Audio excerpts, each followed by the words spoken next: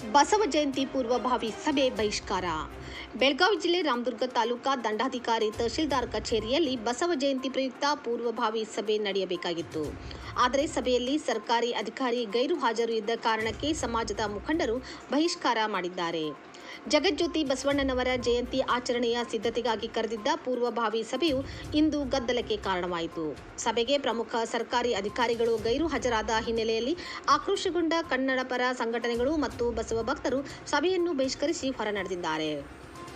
ಪ್ರತಿ ವರ್ಷದಂತೆ ಈ ವರ್ಷವೂ ಬಸವ ಜಯಂತಿಯನ್ನು ವಿಜೃಂಭಣೆಯಿಂದ ಆಚರಿಸಲು ತಾಲೂಕು ಆಡಳಿತವು ಪೂರ್ವಭಾವಿ ಸಭೆಯನ್ನು ಆಯೋಜಿಸಿತ್ತು.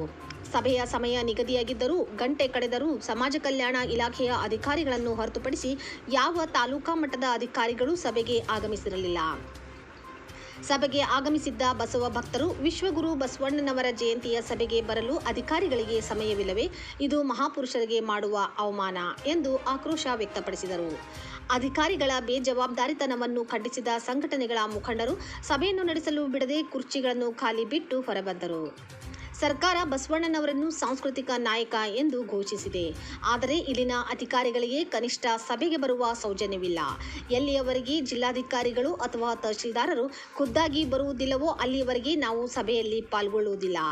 ಸದ್ಯ ಸಭೆ ರದ್ದಾಗಿದ್ದು ಅಧಿಕಾರಿಗಳ ಗೈರು ಹಾಜರಿ ಈಗ ಸಾರ್ವಜನಿಕ ವಲಯದಲ್ಲಿ ದೊಡ್ಡ ಚರ್ಚೆಗೆ ಕಾರಣವಾಗಿದೆ.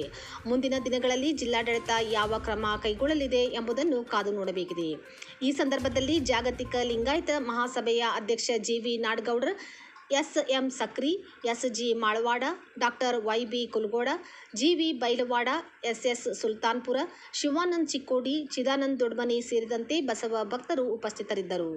ನಾಯಕ ವಿಶ್ವಗುರು ಬಸವಣ್ಣನವರ ಜಯಂತ್ಯೋತ್ಸವದ ನಿಮಿತ್ತ ತಹಶೀಲ್ದಾರ್ ಅವರ ಕಚೇರಿಯಲ್ಲಿ ಇಂದು ತಹಶೀಲ್ದಾರ್ ಅವರ ನೇತೃತ್ವದಲ್ಲಿ ಪೂರ್ವಭಾವಿ ಸಭೆಯನ್ನು ಕರೆಯಲಾಗಿತ್ತು. ಸದರಿ ಸಭೆಗೆ ತಾಲೂಕಾ ಮಟ್ಟದ ವಿವಿಧ ಇಲಾಖೆಗಳ ಅಧಿಕಾರಿಗಳು ಗೈರು ಹಾಜರಾಗಿದ್ದರಿಂದ ಸಭೆಯನ್ನು ಸಮಾಜದ ಮುಖಂಡರು ಬಹಿಷ್ಕರಿಸಿದ್ದಾರೆಂದು ಹೇಳಲು ನಾನು ಇಷ್ಟಪಡ್ತೇನೆ. ಪೂರ್ವಭಾವಿ ಸಭೆ ಕುರಿತು ಅಧಿಕಾರಿಗಳು ಮಾಹಿತಿಯನ್ನು ಕೊಟ್ಟಿದ್ದಾರೆ. ಆನಂತರ ಇನ್ನೊಂದು ವಿಷಯ ಏನಂದ್ರೆ, ಈ ಪೂರ್ವಭಾವಿ ಸಭೆಯನ್ನು ತರಾತುರಿಯಲ್ಲಿ 16ನೇ ತಾರೀಕು ಇವತ್ತು 20ನೇ ತಾರೀಕು ಜಯಂತಿ ಐತಿ. ಈ 4 ದಿವಸಗಳ ಅವಧಿಯೊಳಗೆ ನಾವು ಏನು ತಯಾರಿ ಮಾಡ್ಲಿಕ್ಕೆ ಸಾಧ್ಯ ಅದ ಅದನ್ನು ತಹಸೀಲ್ದಾರರು ವಿಚಾರಿಸಬೇಕೆಂದು ಅವರು ನೆನೆಸ್ಕೊಳ್ತೀವಿ. ಇವತ್ತಿನ ಸಭೆಯನ್ನು ಬಹಿಷ್ಕರಿಸಿ ಅದನ್ನು ನಾಳೆಗೆ ಮುಂದೂಡಲಾಗಿದೆ. ಯಾಕಂದರೆ ಅಧಿಕಾರಿಗಳು ಒಬ್ಬರು ಸಮಾಜ ಕಲ್ಯಾಣ ಇಲಾಖೆ ಮತ್ತು ಕಂದಾಯ ಇಲಾಖೆ ಅಧಿಕಾರಿಗಳನ್ನು ಹೊರತುಪಡಿಸಿದರೆ ಯಾವ ತಾಲೂಕಿನ 30 ಅಧಿಕಾರಿಗಳಲ್ಲಿ ಒಬ್ಬರೂ ಕೂಡ ಸಭೆಗೆ ಬಂದಿಲ್ಲ. ಅಧಿಕಾರಿಗಳ ನಡೆಯನ್ನು ಖಂಡಿಸಿ ಇವತ್ತಿನ ಸಭೆಯನ್ನು ನಾವು ಬಹಿಷ್ಕರಿಸಿವಿ. ನಾಳೆಗೆ ಎಲ್ಲ ತಾಲೂಕಾ ಮಟ್ಟದ ಅಧಿಕಾರಿಗಳ ಸಭೆಗೆ ಬಂದರೆ ಮಾತ್ರ ನಾಳೆಗೆ ನಾವು ಸಭೆಯಲ್ಲಿ ಭಾಗವಹಿಸ್ತೀವಿ. ಇಲ್ಲ ನಾಳೆ ಸಭೆಯನ್ನು ಕೂಡ ನಾವು ಬಹಿಷ್ಕರಿಸಿ ಎಲ್ಲ ಸಮಾಜದ ವತಿಯಿಂದ ಹೊರಗಡೆ ಸಭೆ ಮಾಡ್ಕೊಂಡು ನಾವು ಬಸವ ಜಯಂತಿಯನ್ನು ಆಚರಣೆ ಮಾಡ್ತೀವಿ. ಪ್ರತಿ ವರ್ಷವೂ ಕೂಡ ಅಧಿಕಾರಿಗಳು ಈ ಸಭೆಗೆ ಬರೋದಿಲ್ಲ. ಕೇಳಿದ್ರೆ ಏನೋ ನೆಪ ಹೇಳ್ತಾರೆ, ಒಬ್ಬರು ಇಬ್ಬರು ಬರ್ತಾರೆ. ಕಡೆಗೆ ಮಟ್ಟಕ್ಕೆ ಯಾವ ಮಟ್ಟಕ್ಕೆ ಬರ್ತಾರೆ, ಆ ಜಯಂತಿ ದಿವಸ ಕೂಡ ಬೆರಳಿಕೆ ಅಷ್ಟು ಅಧಿಕಾರಿಗಳು ಇರ್ತಾರೆ. ಆ ನಡೆಯನ್ನು ಖಂಡಿಸಿ ಅಧಿಕಾರಿಗಳು ಬಸವ ಜಯಂತಿ ದಿವಸನೂ ಇರಬೇಕು, ನಾಳೆ ಪೂರ್ವ ಸಭೆಯಲ್ಲೂ ಇರಬೇಕು ಎಂದು ಒತ್ತಾಯಿಸಿ ನಾವು ಇವತ್ತಿನ ಸಭೆಯನ್ನು ಬಹಿಷ್ಕರಿಸಿದ್ದೀವಿ. ನಾಳೆಗೆ ಸಭೆ ನಡೆಸ್ತೀವಿ ಅಂತ ಅಧಿಕಾರಿಗಳು ಹೇಳಿದ್ದಾರೆ. ಅದಕ್ಕೆ ಅವರೆಲ್ಲರೂ ಅಧಿಕಾರಿಗಳನ್ನು ಬರುವಂತೆ ಅವರ ವ್ಯವಸ್ಥೆ ಮಾಡಬೇಕಂತ ನಾವು ವಿನಂತಿಸ್ಕೊಳ್ತೀವಿ. ತಾಲೂಕಾ ದಂಡಾಧಿಕಾರಿಗಳಾದಂಥ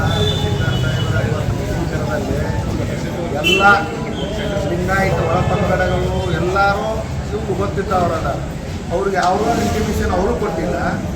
ಒಂದು ಎರಡನೇದು, ನಾವು ನಮ್ಮ ಹಿರಿಯರು ಎಲ್ಲರೂ ಅದಕ್ಕೆ ತರಾ ಬರೋದು ಸಹಿತ ತರಾ ಬರೋದು ಅವ್ರಿಗೆ ಯಾರೂ ಇಲ್ಲದವರು ಒಂದು ಕಾಟಾಚಾರಕ್ಕೆ ಒಬ್ಬರು 3 ಮಂದಿ ಅಲ್ಲಿ ಬಂದು ಸಹಿ ಮಾಡಿದ್ರು. ನಾವು ಎದ್ದು ಹೋಗೋಳಿದಾಗ ಅವ್ರಿಗೆ ಪೂರ್ತಿ ಸಹಿ ಮಾಡ್ತಾರಂತಂದ್ರೆ ಅದು ರಾಂಗ್ ಅಂತೇಳಿ ನಮ್ಮ ಒಂದಿದೆ. ಅದಕ್ಕೆ ನಾಳೆಗೆ ಇದೇ ರೀತಿನೇ ನಡೀತಾ ಅಂದ್ರೆ ನಾವು ಇಲ್ಲಿ ಬಂದು ಧರಣಿ ಕುಂದಿರ್ಬೇಕಾಗ್ತಿತ್ತು. ತಹಶೀಲ್ದಾರಿಗೆ ಒಂದು ಮನವಿಯನ್ನು ಮಾಡ್ತೀವಿ.